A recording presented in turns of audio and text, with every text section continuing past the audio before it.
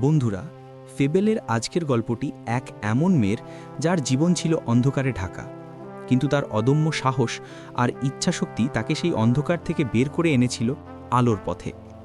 এই গল্পটি আপনাদের মনে করিয়ে দেবে জীবনের কোনো বাধাই শেষ নয় যদি আপনার স্বপ্ন দেখার সাহস থাকে। আমাদের চ্যানেলটিকে লাইক, শেয়ার এবং সাবস্ক্রাইব করে এই অসাধারণ যাত্রাটির সাক্ষী থাকুন। আমার নাম আনিকা। উত্তরপ্রদেশের এক ছোট গ্রামে আমার জন্ম। বাবা মায়ের একমাত্র সন্তান ছিলাম আমি।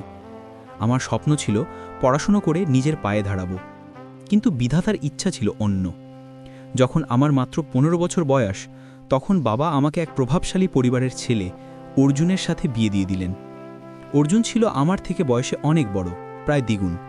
তার পরিবার ছিল অত্যন্ত রক্ষণশীল এবং ধনী। বিয়ের পর আমার নতুন জীবন শুরু হলো, কিন্তু তা ছিল এক সোনার খাঁচার মতো। অর্জুন আমাকে ভালোবাসত, কিন্তু তার ভালোবাসায় ছিল অধিকার বোধের তীব্র চাপ। সে চাইতো আমি শুধু তার হয়েই থাকি, বাড়ির বাইরে যেন আমার কোনো জগৎ না থাকে। আমার পড়াশুনো বন্ধ হয়ে গেল। আমার বইগুলো আলমারিতে বন্দী হয়ে রইল, ঠিক আমার স্বপ্নের মতোই। শ্বশুরবাড়িতে আমার একমাত্র সঙ্গী ছিল আমার শাশুড়ি। তিনি ছিলেন উদার মনের মানুষ। তিনি বুঝতেন আমার মনের কষ্ট। তিনি আমাকে আড়ালে আবডালে উৎসাহিত করতেন, আনিকা, নিজের স্বপ্নগুলোকে মূর্তে দিও না। কিন্তু অর্জুনের ভয়ে তিনিও সরাসরি কিছু বলতে পারতেন না। আমি দিনের পর দিন ঘরবন্দি থাকতে থাকতে একরকম ডিপ্রেশনে চলে যাচ্ছিলাম। আমার হাসিমুখ যেন হারিয়ে গিয়েছিল। আমার মনে হতো আমার জীবনটা যেন একটা বন্ধ কামরায় আটকে গেছে, যেখানে কোনো আলোর রেখা নেই। একদিন অর্জুনের বড় ভাই অভ্রর সাথে আমার পরিচয় হলো। অভ্র ছিল অর্জুনের থেকে সম্পূর্ণ আলাদা। সে শহরে পড়াশুনো করেছে, আধুনিক চিন্তাভাবনার মানুষ। সে আমাকে প্রায় উৎসাহিত করত, ভাবি, আপনার পড়াশোনা বন্ধ করা উচিত হয়নি, জ্ঞানই আসল মুক্তি। অভ্রর কথাগুলো আমার মনে আশার আলো জ্বালাত। কিন্তু আমি জানতাম অর্জুন এসব মেনে নেবে না। তাই আমি অভ্রর সাথে কোনো ব্যক্তিগত কথা বলতাম না, শুধু ওর কথা শুনতাম। কিছুদিন পর অভ্র লক্ষ্য করল যে আমি বই পড়তে খুব ভালোবাসি। সে আমাকে নতুন বই এনে দিত, যেগুলো আমি চুপি চুপি পড়তাম। সে আমাকে বলতো, জ্ঞান চুরি করতে নেই ভাবি, জ্ঞান যত ছড়াবে ততই বাড়বে। ওর এই কথাগুলো আমাকে শক্তি দিত। একদিন অভ্র আমাকে একটি অনলাইন কোর্সের কথা বলল। আমি ইতস্তত করতে লাগলাম, অর্জুন জানতে পারলে কি হবে?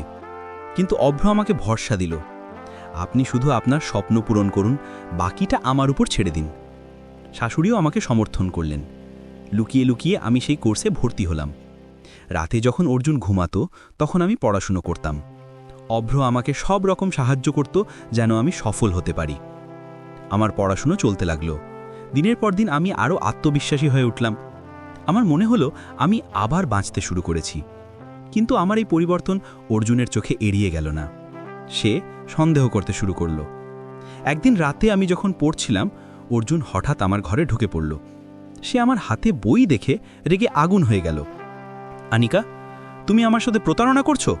কার অনুমতি নিয়ে তুমি পড়াশোনা করছো? সেই বইগুলো ছুঁড়ে ফেলে দিল এবং আমাকে প্রচণ্ড মারধর করল। আমার সারা শরীর ব্যথায় নীল হয়ে গেল। আমি কাঁদতে কাঁদতে বললাম, আমার স্বপ্নগুলো মেরে ফেলো না। আমার চিৎকার শুনে শাশুড়ি এবং অভ্র ছুটে এলেন। শাশুড়ি আমাকে অর্জুনের হাত থেকে বাঁচালেন। অভ্র অর্জুনকে বোঝানোর চেষ্টা করল, কিন্তু অর্জুন তার কথা শুনল না। সে আমাকে তার ঘর থেকে বের করে দিল। তোমার পড়াশুনো করার কোনো দরকার নেই, তুমি শুধু এই বাড়িতে থাকবে আর আমার কথা শুনবে। আমার মনে হলো আমার পৃথিবীটা যেন ভেঙে টুকরো টুকরো হয়ে গেল। আমি আবার সেই অন্ধকারে ফিরে গেলাম। কিন্তু এবার আমি হার মানতে রাজি ছিলাম না। আমি জানতাম আমার জন্য আরও কঠিন পথ অপেক্ষা করছে। শাশুড়ি আমাকে সান্ত্বনা দিলেন, তুমি একা নও আনিকা। অভ্র আমাকে গোপনে সাহায্য করতে লাগলো। সে আমাকে গোপনে একটি ছোট রুমের ব্যবস্থা করে দিল, যেখানে আমি লুকিয়ে পড়াশুনো করতে পারতাম। আমি দিনের বেলায় বাড়ির কাজ করতাম, আর রাতে সেই ছোট ঘরে পড়াশুনো করতাম। আমার জীবন যেন একটা দ্বৈত জীবন হয়ে গিয়েছিল। এই সময় আমি মানসিক এবং শারীরিকভাবে খুব ক্লান্ত হয়ে পড়তাম, কিন্তু আমার স্বপ্নের কথা মনে পড়লে আমি নতুন করে শক্তি পেতাম। কিছুদিন পর আমার অনলাইন কোর্স শেষ হলো। আমি ভালো নম্বর পেয়ে পাশ করলাম। অভ্র আমার জন্য একটি ছোট শহরে চাকরির ব্যবস্থা করে দিল। কিন্তু বাড়ি ছেড়ে যাওয়াটা ছিল আমার জন্য সবচেয়ে বড় চ্যালেঞ্জ। শাশুড়ি আমাকে আশীর্বাদ করলেন, যাও মা, নিজের স্বপ্ন পূরণ করো। একদিন মাঝরাতে অভ্রর সাহায্যে আমি বাড়ি ছেড়ে চলে গেলাম। আমার চোখ দিয়ে জল পড়ছিল, কিন্তু আমার মনে ছিল এক অদম্য সাহস। আমি শহরে পৌঁছে নতুন জীবন শুরু করলাম। চাকরি পেলাম, নিজের ছোট ফ্ল্যাট নিলাম। আমার বেতন ছিল কম, কিন্তু আমি স্বাধীন ছিলাম। আমার মনে হতো আমি যেন আবার নতুন করে নিঃশ্বাস নিচ্ছি। আমি আমার নিজের পছন্দের পোশাক পরতাম, নিজের পছন্দের খাবার খেতাম। আমার মনে হতো এটাই তো জীবন। আমি আমার হারানো হাসি ফিরে পেলাম। মাসখানেক পর অর্জুন আমাকে খুঁজে বের করল। সে শহরে এসে আমার ফ্ল্যাটে হামলা চালালো। সে রেগে গিয়ে আমাকে মারতে এলো। তুমি কিভাবে আমাকে ছেড়ে চলে গেলে? তুমি আমার সম্পত্তি। তোমার সাহস হয় কিভাবে? আমি তাকে বললাম, আমি তোমার সম্পত্তি নই, আমি একজন স্বাধীন মানুষ। আমি ডিভোর্স চাই। অর্জুন আমাকে জোর করে বাড়িতে ফিরিয়ে নিতে চাইল, কিন্তু এবার আমি প্রতিরোধ করলাম। আমি পুলিশের সাহায্য চাইলাম। পুলিশ অর্জুনকে আটক করল।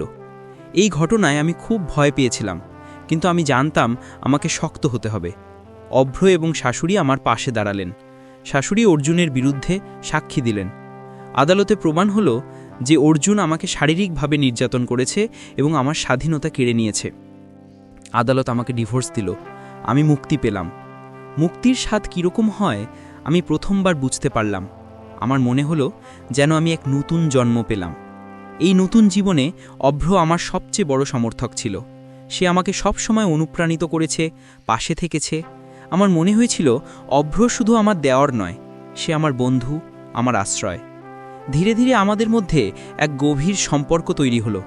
আমরা দুজনেই বুঝতে পারছিলাম এটা শুধু বন্ধুত্ব নয়, এর চেয়েও বেশি কিছু।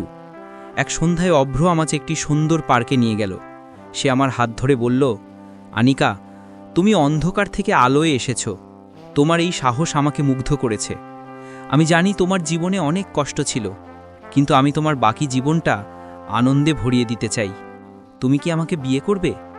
আমি অবাক হয়ে গেলাম, কিন্তু আমার চোখে ছিল খুশির অশ্রু। আমি জানতাম অভ্রই আমার সত্যিকারের ভালোবাসা। আমি হ্যাঁ বললাম। শাশুড়িও আমাদের বিয়েতে খুব খুশি হলেন। অর্জুন জেলে ছিল, কিন্তু তার পরিবার এই বিয়ে মেনে নিল না। তারা আমাদের ওপর সামাজিক চাপ তৈরি করল। কিন্তু এবার আমরা ভয় পেলাম না। আমরা জানতাম আমাদের ভালোবাসা সত্যি। আমরা নিজেদের মতো করে একটি ছোট অনুষ্ঠানে বিয়ে করলাম। আমার জীবন এখন আনন্দে ভরা। আমি এখন একজন সফল নারী, একজন ভালোবাসার স্ত্রী। অভ্র আমার সব স্বপ্ন পূরণে আমাকে সাহায্য করে। আমি আজ বলতে পারি, জীবনের কোনো বাধাই শেষ নয়। যদি আপনার স্বপ্ন দেখার সাহস থাকে, তবে আপনি সব কিছু অর্জন করতে পারেন। বন্ধুরা, আনিকার গল্প আমাদের শেখায় যে নিজের অধিকারের জন্য লড়াই করা এবং নিজের স্বপ্নকে বাঁচিয়ে রাখা কতটা জরুরি।